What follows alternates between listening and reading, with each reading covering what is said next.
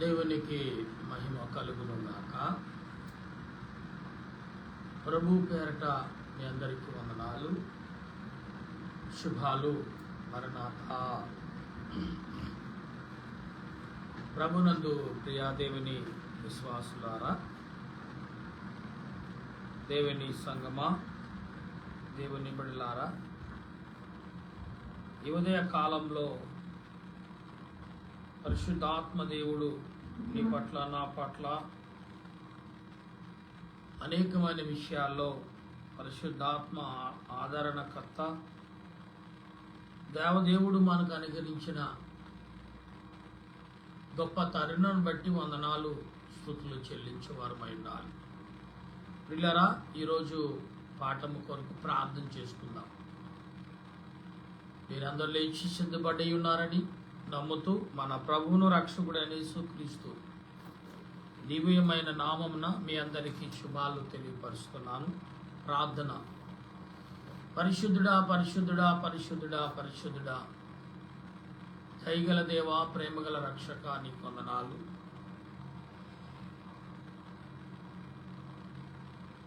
స్తుతులు స్తోత్రాలు చెల్లిస్తూ గతించిన ఈ ఉదయ కాలంలో మీ ఆత్మ నడిపింపు, మీ ఆలోచన తలంపులు అనుగ్రహించి బలపరచమని, నీ దీవెన యావత్తు కూడా సమకూర్చి నడిపించమని ప్రార్థన చేయుచున్నాను. ప్రభువా, నాయనా, గతించిన రాత్రంతకాల మాకు సుఖనిద్రిచ్చావు. మమ్మల్ని సిద్ధపరిచిన మా ప్రభువా, నీ స్తోత్రాలు. సమయంలో నీ పాదములు ఎదుట చేరి ప్రార్థన చేయుచుండగా నీ ఆత్మ నడిపింపు, నీ సన్నిధి కాపుదల నాకు అనుగ్రహించి బలపరచమని క్రీస్తు ప్రభు నామమును అడుగుచున్నాను మా పరమ తండ్రి, ఆమేన్. శుభాకర శోధాకర విశోధవదానం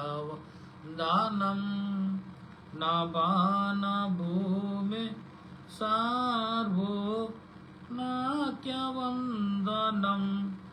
నభాన భూమి సార్వో నాక్యవందనం శుభాకర శోధాకర విశోధవదానం యెహోవా శ్రేష్ఠ జనక నీకు నేంతయు ప్రణోతి మహో నతోండ దివ్యుడగన మహిమ సంస్కృతి మహోనతోండ దివ్యుడగన మహిమ సంస్కృతి శుభాకర శోధాకర విశోధ వందనం విమోచక పితాత్మజోండ విజయమంగళం సమస్త సృష్టి సాధనంబు సౌవ్యమంగళం సమస్త సృష్టి సాధనం సౌవ్యమంగళం శుభాకర శోధాకర విశోధ వందనం వరాత్మ పిత పోత్ర నిర్గమ అరుడ స్తోత్రము వర ప్రతోండ బాటు హృదయ వాక్య స్తోత్రము వర ప్రతోండ బాటు హృదయ వాక్య స్తోత్రము శుభాకర శోధాకర విశోధ వందనం. దేవునికి మహిమ కలుగును గాక. ఆమేన్. ఆ ప్రభు సన్నిధి మోకరించి ఆయన ముందర మ్రోకిదము, ఆయన మాటలు గైకొనిన అయినట్లు మనకెంతో మేలగునో. రండి ఉత్సాహించి పాడెదము, రక్షణ దుర్గము మన ప్రభువే. రండి యెహోవాను స్తుతించదము, ఆయన చేసిన ఉపకారములు, ఆయన చేసిన మేలును దేనిని మరవక, దేవా యెహోవా రక్షణకర్తవైన మా ప్రభువా, నీకు వందనాలు, స్తుతులు, స్తోత్రాలు చెల్లిస్తున్నాం. ఇప్పుడు నిన్ను ఆరాధించే కృపా సమయం మాకు దయచేసినందుకు వందనాలు. దూతలు, పరలోక పరిశుద్ధులు నిన్ను స్తుతించుచున్నప్పటికీ మా స్తుతులు కూడా కోరుకునిచున్నావు గనుక నీకు మా వందనములు. దేవా, నీవి వెలుగువై ఉన్నావు, అందుచేతనే సూర్య చంద్ర నక్షత్రములకు వెలుగునిచ్చున్నావు. జీవులలో కండ్లకు వెలుగుచున్నావు గనుక నీ స్తుతులు. దేవా, నువ్వు జ్ఞానమై ఉన్నావు, అందుచేతనే దేవదూతలకు, మనుషులకు, జీవరాశులకు జ్ఞానమిచ్చిన అట్టి జ్ఞానం వల్ల అనేకమైన మర్మములు మాకు కనబడుచున్నవి. కనబడిన తండ్రవు గనుక నీకు మా వందనములు. ఆమేన్. సాతాను సర్పమా, సర్వకార్యములందు శ్రమలతో కూడిన చావు నీకు. నరులను బాధించినప్పుడల్లా రాతలో పడిన శిక్షపై పడి నీకు. ఇఫడేసు నది వద్ద ఉన్న భూతాలు కలిగిన దుర్గతి కలిగిన నీకు. విజ్ఞప్తి పత్రిక వెల్లడింపక ముందే కపమయ్య భీతి కలిగిన నీకు. 7 హింస మాట తలనొప్పి హింస నీకు. హర్మయోని గిద్దము అడులు నీకు. కడతరగను గుయ్యేము కాలి నీకు. అగ్నిగుణమందు నిరాశ నీకు. సాతానా, దురాత్మలారా, దెయ్యములారా, భూతములారా, పిశాచములారా, నజరుడైన యేసుక్రీస్తు నామములో గర్దిస్తూ బంధిస్తున్నాను. ఆమేన్. సైన్యములకు అధిపతి యెహోవా పరిశుద్ధుడు, పరిశుద్ధుడు, పరిశుద్ధుడు. సర్వలోకము ఆయన మహిమతో నిండి ఉన్నది. ఆమేన్. వాక్యము చదువుకుందాం. మహోన్నతుని చోట నివసించేవాడు, సర్వశక్తి నీడని శ్రవించేవాడు, ఆయనే నాకు ఆశ్రయము, నా కోట, నేను నమ్ముకునే నా దేవుడని నేను యెహోవాను గూర్చి చెప్పుచున్నాను. వేటకాని ఊరి నుండి ఆయన నిన్ను విడిపించును, నాశనకరమైన తెగులు రాకుండా నిన్ను రక్షించును. ఆయన తన రెక్కలతో నిన్ను కప్పును, ఆయన రెక్కల కింద నీకు ఆశ్రయము కలుగును. ఆయన సత్యము, కేలము, డాలునైనది. రాత్రి వేళ కలుగు భయముకైనను, పగటి వేళ ఎగురు బాణముకైనను, చీకటిలో సంచరించి తెగులుకైనను, మధ్యాహ్నమందు పాడు చేసే రోగముకైనను నీవు భయపడకదు. నీ పక్కన 1000 మంది పడినను, నీ కుడి పక్కన 10,000 మంది కూలినను అభయము నీ యొద్దకు రాదు. నీవు కనులారా చూచుచుండగా భక్తిహీనులకి ప్రతిఫలము కలుగును. యెహోవా, నీవే నా ఆశ్రయమని నీవు మహోన్నతుడిని దేవుని నివాసస్థలముగా చేసుకుని ఉన్నావు. నీకు అపాయమేమి రాదు, ఏ తెగులు నీ గుడారము సమీపించదు. నీ మార్గములన్నిట్లో నిన్ను కాపాడుటకు ఆయన నిన్ను గూర్చి తన దూతలకు ఆజ్ఞాపించును. నీ పాదములకు రాయి తగలకుండా వారు తమ చేతులతో నిన్ను ఎత్తుపట్టుకుందరు. నువ్వు సింహములు, నాగపాములు దొరికెదవు, కొతమ సింహములను, భుజంగములను అనగు దొరికెదవు. అతడు నన్ను ప్రేమించుచున్నాడు గనుక నేను అతను తప్పించదని, అతడు నన్ను అమాని ఎరిగిన వాడు గనుక నేను అతను గనపరచదని. అతడు నాకు మొరపెట్టగా నేను అతనికి ఉత్తరం ఇచ్చేదని, శ్రమలో నేను అతనికి తోడైండుదని, అతను విడిపించి అతను గొప్ప చేసేదని, దీర్ఘాయుష్యతను తృప్తిపరచదని, నా రక్షణ అతనికి చూపించదని. ఆమేన్. దేవుడి మాటలు మన హృదయాల్లో ఫలింప చేయనుగాక. ఆమేన్.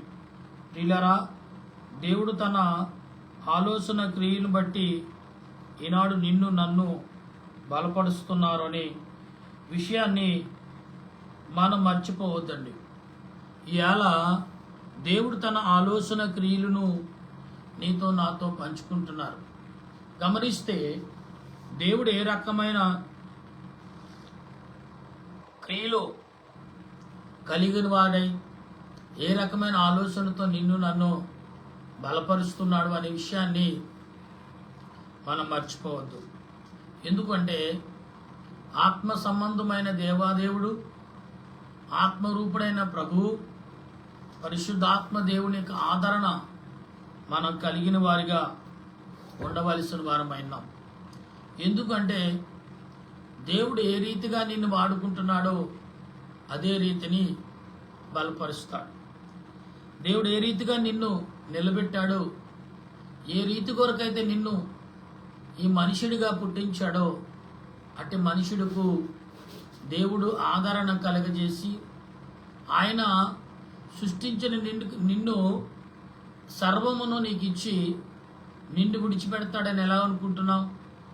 అనుకోవద్దు.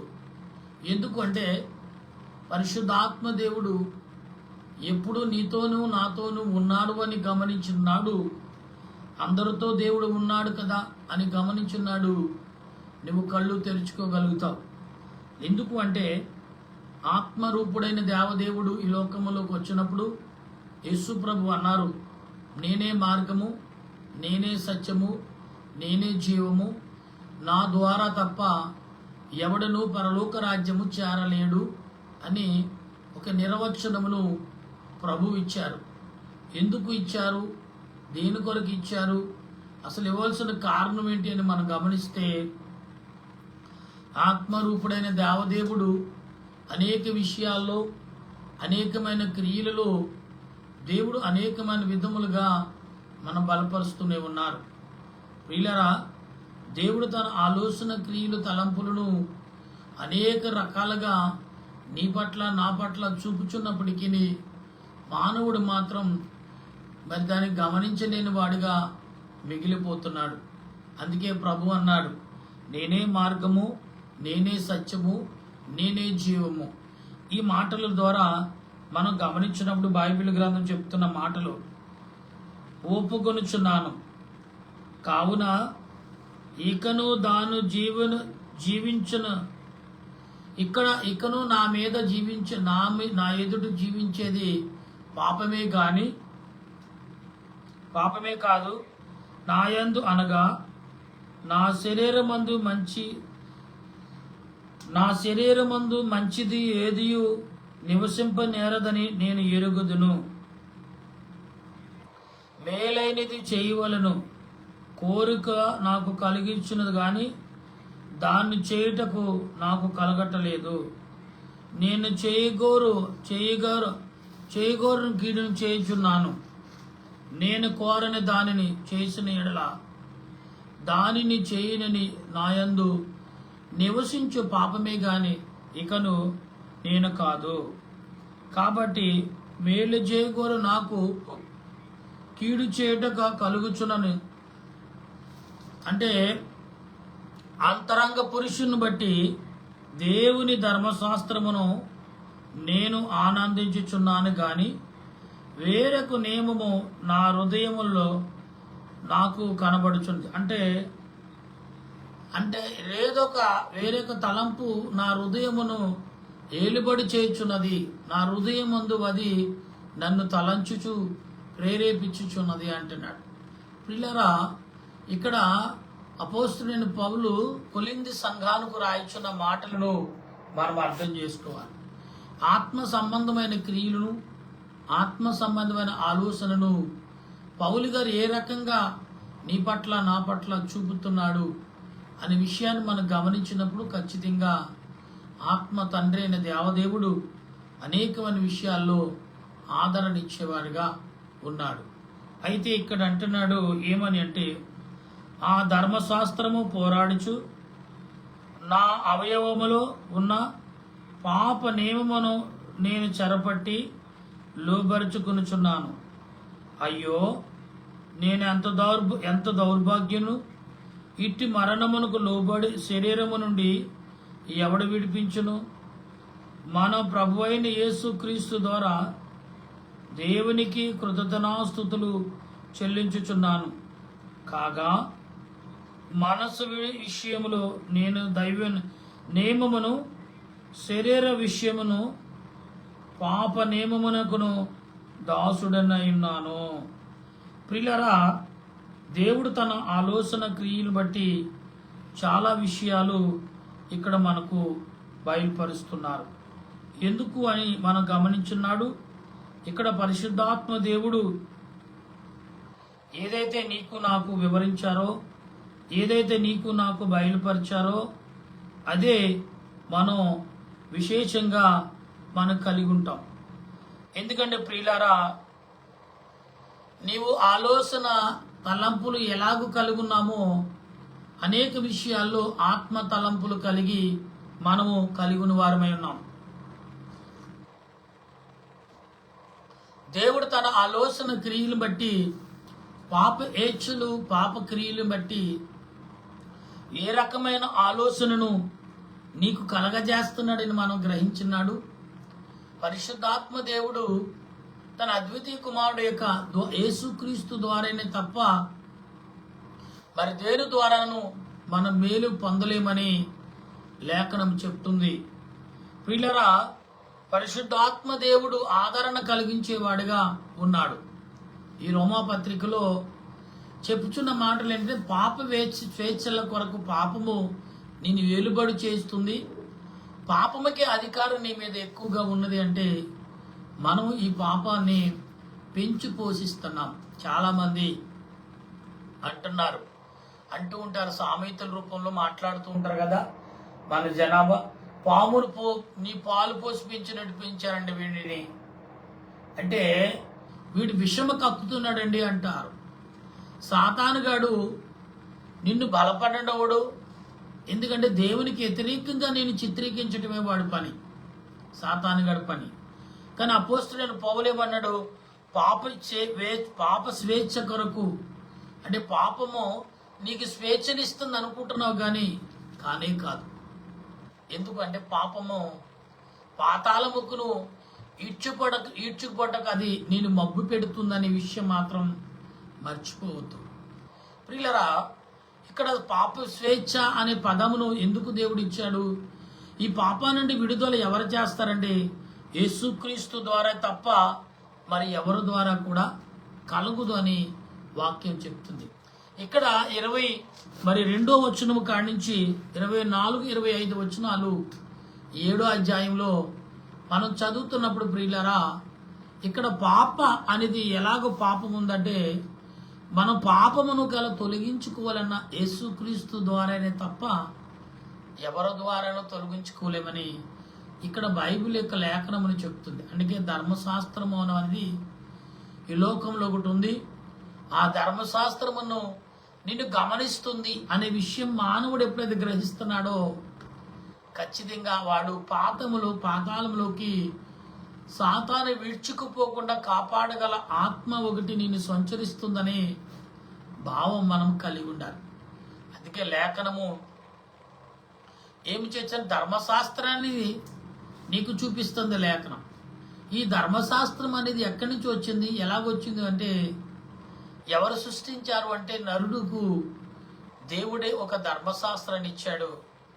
అదే లేఖనముగా ఈరోజు నీకు అనేకమైన సూచనలు, అనేకమైన తలంపులను, అనేకమైన ఉద్దేశాలను నీకు బయలుపరుస్తుంది. ప్రియులరా, క్రిస్మస్ నెల ఆల్రెడీ మరి నిన్నటి నుంచే 25 సాయంకాలం నుండి ప్రారంభమైనది. కాబట్టి క్రిస్మస్ నెలలోకి మనం ప్రవేశించాం. యేసుక్రీస్తు బాలుడిగా వచ్చి మనకి ఏం చేశాడు అంటే పాప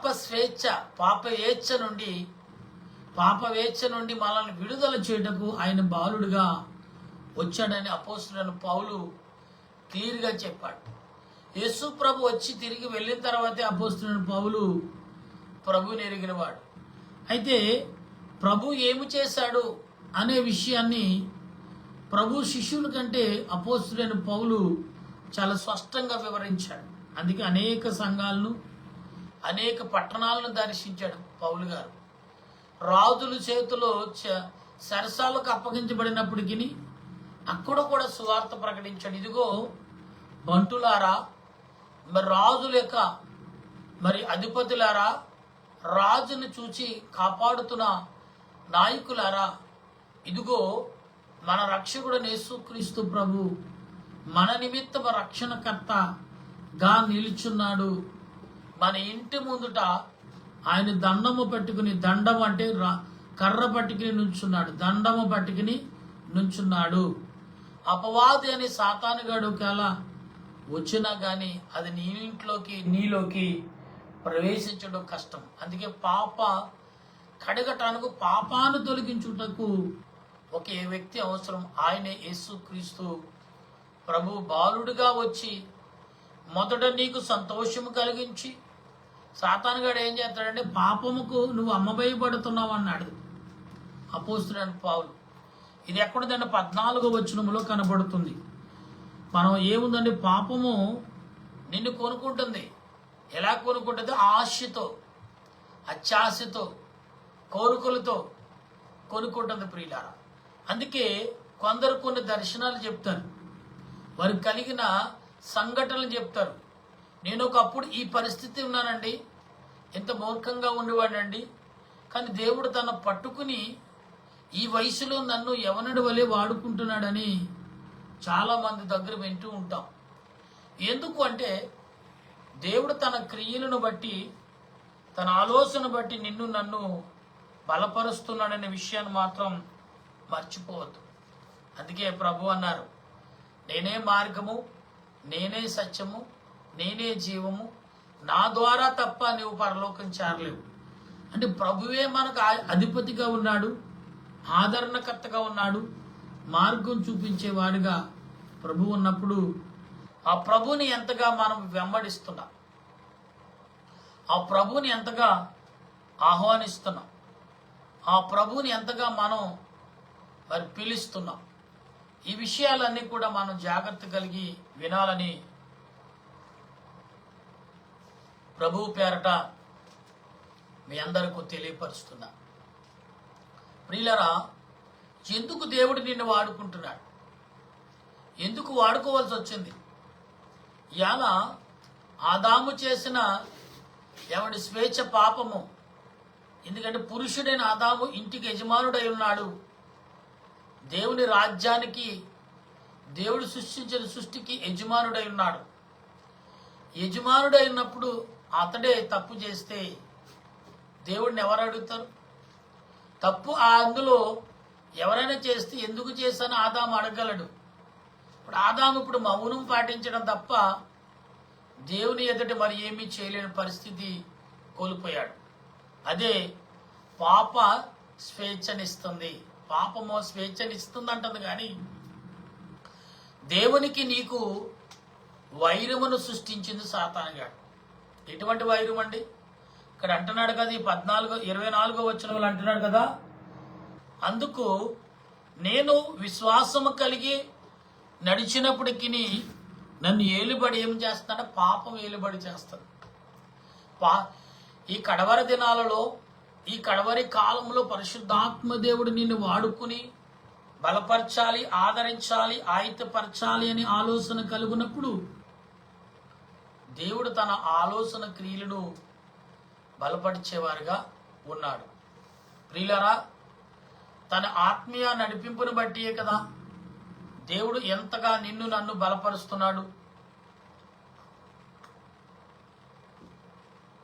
ఎంతగా మనల్ని ఆదరిస్తున్నాడు, ఎంతగా మనల్ని బలపరుస్తున్నాడు అనే విషయాన్ని మనం ఎరుగుండాలి.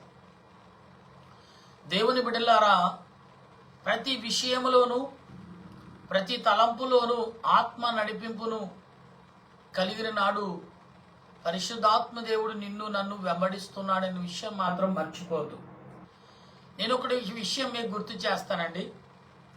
ఎందుకు అంటే మనుషులకు స్వేచ్ఛ ఉన్నది అని దేవుడు ఇచ్చాడు, స్వేచ్ఛనిచ్చాడు దేవుడు. అయితే ఈ స్వేచ్ఛను సాతానుగానికి అనుకూలంగా నువ్వు స్వేచ్ఛ సమయమునంతా కేటాయిస్తున్నావా, దేవునికి ఇస్తున్నావా అని ఒక్కసారి నువ్వు ఆలోచనలోకి రావాలి. వచ్చిన నాడే నీ యొక్క జీవితం యొక్క ప్రయాణము ఎవరికి ఎక్కువ ప్రాముఖ్యత ఇస్తున్నావు, ఎవరికి ప్రాముఖ్యము నువ్వు సమకూర్చుకుంటున్నావు, నీకు నువ్వుగా సమకూర్చుకుంటున్నావా, ఎవరైనా నీకు సమకూరుస్తున్నాడా అనే విషయాన్ని మనం మర్చిపోతున్నాం. నా ప్రియమైన దేవుని సంగమ, దేవుని బిడ్డలారా, ఈ ఉదయకాల ఎక్కువ జావున సమయంలో మనం చదువుకున్న వాక్యము ద్వారా ఒకసారి మనం పరిశీలన చేస్తే నిన్ను ఈ వచనములో చూపిస్తుంది అపోస్తలుడైన పౌలు ఈ రోమా సంఘానికి చెప్తున్నాడు, ఇదిగో దేవుడు మిమ్మల్ని ఎంచుకున్నాడు, కానీ మీరు చేసేది మాత్రం, మీరు ఎవరి ఏలుబడిలో ఉన్నారంటే పాపం అనే ఏలుబడిలో మీరు జీవితం అనే ప్రయాణంలో కొనసాగుతున్నారు. గనుక ఒకసారి మీరు గమనించారా, మీరు గ్రహించారా, మీరు ఆలోచించారా, మీరు అసలు ఆలోచనలో ఉన్నారా అనగా సోయిలో ఉన్నారా అని అర్థం. అంటూ ఉంటారు కదా. ఒరే నువ్వు అసలే మదిలో నువ్వు మైండ్లో ఉండి మాట్లాడుతున్నావా? సోయి కలిగి ఉన్నావంటే నీవు ఒకసారి ఆలోచనలో కలిగి ఉన్నావా? లేదా ఎలా మాట్లాడుతా నీకు అర్థమవుతుందని ఇలాంటి ప్రశ్నలు మన పక్క వారు ప్రశ్నిస్తూ ఉంటారు. ఎందుకంటే నువ్వు మాట్లాడే మాటలు, నువ్వు చేసే ప్రవర్తన, నీ యొక్క బాడీ యొక్క, నీ శరీరం యొక్క విధి విధానాలు ఎదుటి వారు పక్కన వారు గమనిస్తున్నారు. కాబట్టి అంటూ ఉంటారు, ఒరే నీ సోయుండు మాట్లాడుతున్నావా? నీకు తెలివుండు మాట్లాడుతున్నావా? నీకు అర్థమై మాట్లాడుతున్నావా? అర్థమవుతుందా నీకేం చెప్తున్నావో నీకు అనే ఈ ప్రశ్నలు మనకి వేస్తుంటారు. ప్రియులారా, ఆ పాపం ఎప్పుడైతే నేను నిలబడి చేస్తుందో ఏం మాట్లాడుతావు నీకు తెలీదు. నీవు ఎవరి స్వాధీనంలోకి వెళ్ళిపోయావంటే పాపం అనే స్వాధీనంలోకి వెళ్ళిపోయావు.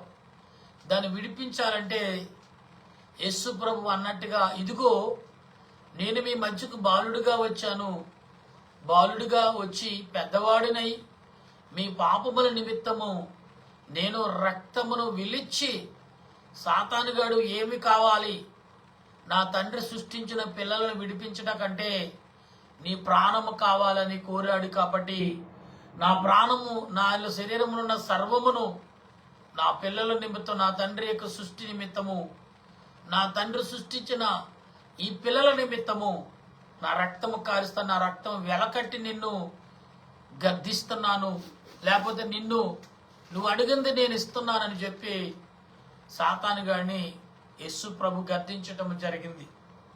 ప్రియులరా, మనము గమనించవలసిన వాక్యం యొక్క భావం ఏమనగా, మనము యేసు ప్రభు ఎందుకు ఈ పనిని చేశాడు, ఎందుకు మన వల్ల యేసు ప్రభుకి ఏంటి మేలు, మన వల్ల యేసు ప్రభుకి ఏంటి ఉపకారం అని ఈ లోకంలో నువ్వు జీవిస్తున్నావా? అయ్యో నా తండ్రి యేసు ప్రభు నాకేమై ఉన్నాడు, అయ్యో నాకు ఎలాగై ఉన్నాడు, నా బంధువా, నా అన్న, నా తమ్ముడా, నా చెల్లిడా, ఇలాగంటే అంటున్నాడు ప్రభు, ఇదిగో నీకు అన్నదై లేనా, నీకు తండ్రినై లేనా, నీకు గురువునై లేనా, నీకు స్నేహితుడనే లేనా అనే భావములతో ప్రభు మాట్లాడుతున్నారు. ఇలా ఎందుకు మాట్లాడుతున్నారంటే, ప్రభు చేసిన క్రియలు మనుషులు ఎరిగి ఉండాలంటే కొన్ని చూచి క్రియలు చేయాలి. ఆయన దైవ కుమారుడిని రుజువు చేసుకున్నకు అనేకమైన క్రియలు చేశాడు. మొదటే చేశాడు.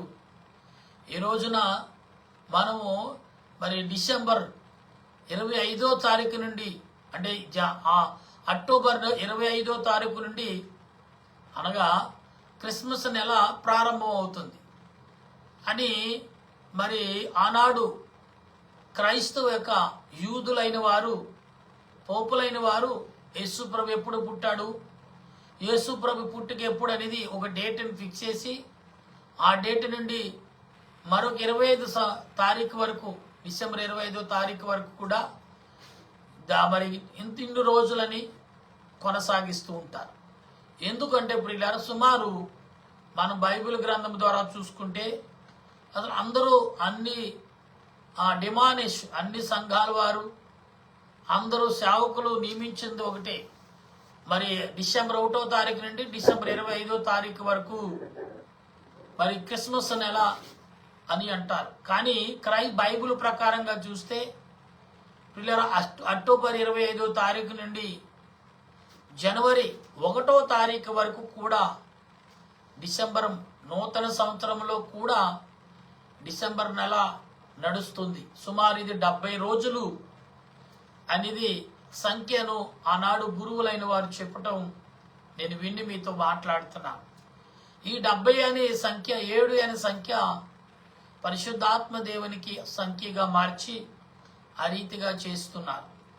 ప్రియులారా, మనం గమనించాలి. అంటే ఈ సంఖ్య దేని కొరకు అంటే, నీలో పాపము వేలుబడి చేస్తుందో లేదో తెలుసుకోవటకు ఒక సంఖ్యను దేవుడు నీకు ఇచ్చాడు. ఒకవేళ నువ్వు ఆ సంఖ్యకు నువ్వు లోబడకపోయినా, ఆ సంఖ్యకు నువ్వు గ్రహించలేకపోయినా, అప్పుడు నీ మీద పాపం వేలుబడి చేస్తుంది. దురాత్మ ఆశ కలిగి నువ్వు ఉన్న దురాత్మ దుఃఖము చేటు అదేమవుతుంది, పాపం పరిపక్వమై అది మరణాన్ని కనును. దురాత్మ దుఃఖము చేటుగా చేరి పాపం పరిపక్వమై అది మరణానికి అంటుందంట. అంటే దురాత్మ నీకు ఏమిస్తుందంటే పాపమును ఇస్తుంది. నువ్వు కన్నది పాపమనే కొనసాగించు అని పాపం ఇస్తుంది. కానీ ప్రభు యేసుక్రీస్తు బాలుడిగా వచ్చి నీ చీకటి అనే పాపములో నుండి వెలుగును సృష్టించాడు.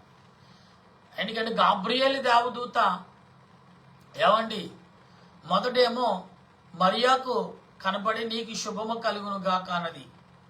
అప్పుడు తర్వాత తన గర్భములోంచి ఉదయించే సూర్యుడి వలె వస్తున్నాడని చాలా మందికి గాబ్రియేలు దూత కనబడి మాట్లాడుతున్నప్పుడు మొదటేమో అన్నాకు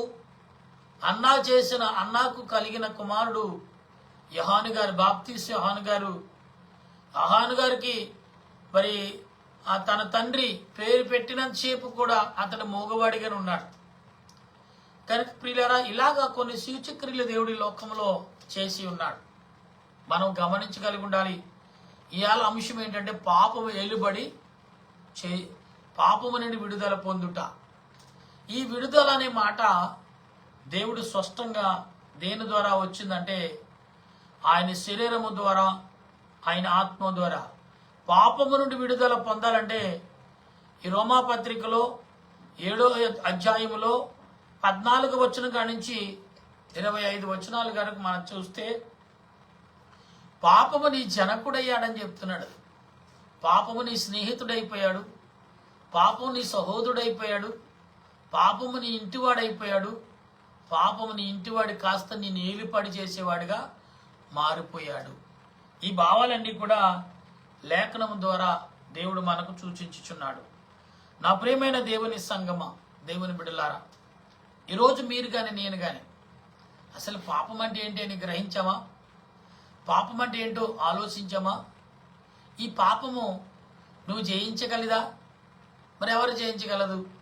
పాపాన్ని ఎవరు కట్టడం చేయగలరు అంటే దేవుడు అన్నాడు, కుమారుడా నీలో ఉన్న పాపం నువ్వే కట్టడి చేసే మార్గమును నేను చూపించాను. అందుకే ఆ మార్గం మీద నేనే సత్యము, నేనే జీవము, నేనే సర్వము, నేను తప్ప మరొక దేవుడు లేడని నువ్వు గ్రహించున్నాడు. నీలో ఉండి పాపము వెళ్ళిపోతుంది. బీడుపడే భూమిని రైతు పొలము ఆ బీడుపడిన భూమికి నీళ్లు పెడితే ఆ భూమి ఏమవుతుంది? మెత్తబడుతుంది. అక్కడ ఉన్న బీడుపడిన ఆ భూమిలో ఎటువంటి దానినను ఈజీగా దాన్ని తొలగించవచ్చు నువ్వు. ఎందుకంటే భూమి అంతా నీకు సహకరించే పరిస్థితిని నువ్వు కల్పించావు. అలాగనే పరిశుద్ధాత్మ దేవునికి ఆదరణ నువ్వు కలిగి ఉండి నీలో ఉన్న పాపమును చాప కింద నీరు వలె ఎలాగైతే చేరుతుందని అంటున్నామో అలాగే పరిశుద్ధాత్మ దేవుడు కూడా ఏ బాణిని ఎంచుకున్నాడంటే చాప కింద నీరు వలె ఆయన ప్రవేశించడం మొదలుపెట్టాడు. సాతానుగాడు ఎలా ప్రవేశించి చాప కింద నీరు వలె వచ్చాడు. కాకపోతే తర్వాత ఆ నీటిని కాస్త నిల్వ చేసే పరిస్థితి చేశాడు. కానీ దేవుడు చూడండి ప్రియులారా, కొన్ని రోజులు కొన్ని పాత్రలు వాడినప్పుడు ఏదో ఒక సమయంలో ఆ పాత్ర చిల్లు పడటం మానదు. చిల్లు పడుతుంది, ఆ నీళ్లు కాస్త బయటికి వెళ్ళాలి. అలాగే పాపమనే క్రియ నీలో ఉన్నప్పుడు ఏదో ఒక రోజున ఏదో సమయంలో దేవుడు నిన్ను నీ పాపము నిమిత్తము గుర్తు చేస్తాడు. అప్పుడే తలుపు తట్టుచున్నాను నీ ఎదుట, నీవు తలుపు లోపడున్నావు, తలుపు బయట నుండి నేను తట్టుచున్నాను, తీసేవాడు ఎవడు అని లేఖనము చెప్తుంది. అవునండి, తలుపు యొద్ద ఆయన ఉన్నాడు, తలుపు తీసే శక్తి నీ దగ్గర ఉంది. నువ్వు గమనిస్తే ఆ తలుపు ఈజీగా తీయచ్చు. గమనించలేదనుకోండి ఎప్పటికీ ఎన్నడికి తలుపు తీయలేవు. ఎందుకంటే పాపము అనేది నేను పాతాలకు ఈడ్చుకుపోతుందనే విషయాన్ని మర్చిపోవద్దనేది పరిశుద్ధాత్మ దేవుడు ఈ రోజున నీ ద్వారా నా ద్వారా అనేకులకు బయలుపరుస్తున్నాడు. నా ప్రియమైన దేవుని సంగమా, దేవుని బిడలారా, ఈ ఉదయ కాలంలో వింటున్న నీవు గాని నేను గాని ఆత్మ సంబంధమైన క్రియలు, ఆత్మ సంబంధమైన ఆలోచనలు కలిగిన నాడు ఖచ్చితంగా దేవుడు తన క్రియలను తన తలంపులను నీకు నాకును అందించేవాడుగా ఉన్నాడని ఆలోచన కలిగి మాట్లాడేవారిగా ఉండగల కృపను పరిశుద్ధాత్మ దేవుడు మనకి ఇస్తున్నాడని విషయాన్ని మనం మర్చిపోతున్నామేమో. ప్రియమైన దేవుని బిడ్డలారా, సుమారు మరి 40 నిమిషాలను మనం ఈ దినమున ఆత్మ తండ్రి అనే దేవదేవుని యొక్క సన్నిధిలో గడిపి ఉన్నాం. పిల్లలు ఈ ఉదయకాల ఏకవు జామున దేవుడు తన ఆలోచన ద్వారా మనకు లేవనెత్తి కొన్ని రకాలుగా లెగిస్తూ ఉంటారు. కొందరు ఎక్కువగా లెగటం ఎందుకంటే వయసు మీద పడినప్పుడు, శరీరం సహకరించినప్పుడు త్వరగా మేలుకు వస్తుంది. అదే నడి వయసులో ఉంటే కొంచెం ఆలస్యంగా మెలకు వస్తుంది. యవనస్తుడు అనుకోండి, ఏమంటుంది, నా శరీరమా కాసేపు పడుకో, కాసేపు రెస్ట్ తీసుకో, తర్వాత లేగిద్దామని అనే బద్ధకాన్ని పాపము కల్పిస్తుంది. అందుకే పాపమును ఏలుబడి చేస్తుంది. ఇప్పుడు నీవెవరో నీకు నువ్వుగా జీవించటక లేదు. పాపం ఎలా చేస్తుందో అలా జీవించటకు పాపముకు నువ్వు అమ్మవేయబడ్డావు. అమ్మవేయబడ్డావంటే ఇప్పుడు యేసుక్రీస్తు యొక్క రక్తమును, ఆయన మహిమను అన్నాడు కదా, పాపయేమేహ పాపకర్మమా పాపయ శబక్తుల అనే మతంను ఎందుకు వాడారంటే, పాపం అనేది ఎవరు తొలగించాలో, పాపమును ఎవరిని ఆచరిస్తే నువ్వు తొలుగుతుందో దాని యొక్క భావమును సంస్కృతిలో మనకు కనబడుతుంది. పిల్లరా, అందుకే పాపకర్మమా పాప సబల్ల అనే పదమును ఎందుకు దేవుడిచ్చాడు అంటే, ఆనాడు పండితులైన వారు దాని వలన పాపమును జయించడం నీ వల్ల నా వల్ల కాదు, పాపమును జయించాలి, పాపమును కట్టడి చేయాలంటే ఒక పరిశుద్ధుడు పుట్టుకు రావాలని సంస్కృతిలో భావాలను వెళ్ళకక్కుచున్నది. ప్రియరా, మనం ఒకసారి ఆలోచన కలిగినప్పుడు పరిశుద్ధాత్మ దేవుడు నీ పట్ల నా పట్ల చూపుచున్న ఈ క్రియను కలిగుండి మీరందరూ మనమందరము కూడా ఆత్మ తలంపులు కలిగి ప్రార్థించే కృపను పరిశుద్ధాత్మ దేవుడు మనందరికి అందించి నడిపించును గాక. ఆమేన్. ప్రార్థన చేద్దాం. పరిశుద్ధుడా, ప్రేమామయుడా, కరుణామయుడా, వందనాలు. పాపవేచ్ఛ, పాప తలంపు, పాపక్రియలు నిన్ను ఏలుబడి చేస్తున్నాయని తెలుసుకున్నావా? అయితే పాపమును జయించుటకును, పాపం నుండి విడుదల పొందుటకును, పాపము నుండి జయమును సాధించుటకు యేసుక్రీస్తు అనే అధికారము నువ్వు కలిగి ఉన్నావా? అటు అధికారము నీకు ఉన్నదని గ్రహించావా? అటు అధికారముతో నువ్వు జీవిస్తున్నావని తెలుసా అని లేఖనము ప్రశ్నిస్తుంది. దేవా, ప్రశ్నించేవాడు నీవే, బలపరిచేవాడు నీవే, ఆత్మ జ్ఞానము చూపించేవాడు నీవే.